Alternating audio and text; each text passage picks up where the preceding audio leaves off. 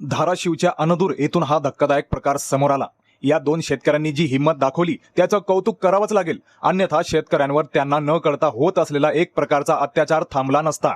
माझ्या मते प्रत्येक शेतकऱ्याने कोणतीही वस्तू खरेदी करण्याआधी समोरच्या व्यक्तीच्या बोलण्यावर कदापि विश्वास ठेवू नये, कारण आपल्या देशात शेतकऱ्यांच्या व्यथा ऐकायला कमी आणि त्यांची फसवणूक करणारे जास्त मिळतील। माझ्याकडे बोलण्यासाठी खूप काही आहे, पण मी मेन मुद्द्यावर येतोय। शेतकरी सतीश बनसोडे व सूरज बचाटे यांनी या केंद्रातून सुमारे 350 पोते शेतकरी राजा नावाच्या खताची खरेदी केली होती। शेतकरी राजा ऐकायला हे नाव ब्रँड वाटतं, पण आता सत्यता पहा, शेतकऱ्यांच्या विचाराच्या पलीकडे ही घोर फसवणूक आहे। तर घडलं असं की हे खत शेतकरी आपल्या वाहनांमध्ये भरत असताना त्याच्या गुणवत्तेबाबत शेतकऱ्याच्या मनात तीव्र संशय निर्माण झाला। तरीही त्याने कृषी केंद्रातून ट्रक भरला। त्याला आधीच कळालं होतं काहीतरीच गडबड आहे। जेवढे खताच्या गोण्या लागत होत्या तेवढ्या शेतकऱ्याने घेतल्या आणि हा शेतकरी कृषी केंद्राच्या मालकाच्या विचारापेक्षा पुढचा निघाला। शेतकऱ्याने गाडीचा गिअर टाकला आणि खताने भरलेला वाहन थेट धाराशिवच्या जिल्हाधिकारी कार्यालयात घेऊन पोहोचला। हा प्रकार जिल्हाधिकाऱ्यांच्या निदर्शनास आणून दिला। प्रकरणाचे गांभीर्य ओळखून कलेक्टर साहेबांनी तातडीने कारवाईचे आदेश दिले। त्यानुसार कृषी विभाग आणि प्रशासकीय यंत्रणेने पोलीस बंदोबस्तात अनदूर येथील कृषी सेवा केंद्र व गोदामावर रात्री उशिरा छापा टाकला।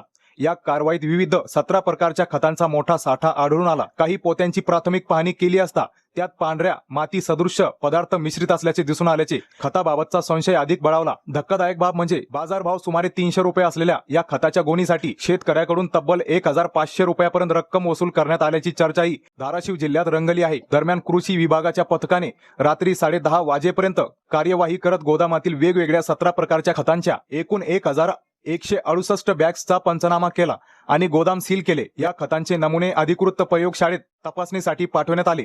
प्रयोगशाळेच्या अहवालानंतरच या खताच्या दर्जाबाबत अधिकृत स्पष्टीकरण मिळणार आहे। खताच्या 1168 बॅग सील केल्या।